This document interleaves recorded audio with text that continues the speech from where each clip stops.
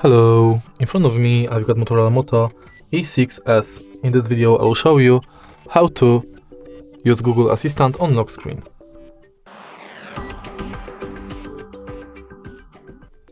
In the beginning, let's go to Google app, enter menu and go to settings. Now go to Google Assistant, voice match, and make sure that this function is enabled. Let's try it out. Hey Google. Okay Google. Now you are sure it's working, let's go back and now enter lock screen.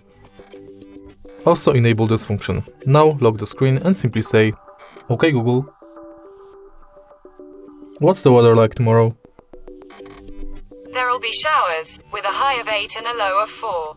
And that's it. If you find this video helpful, please leave like, comment and subscribe.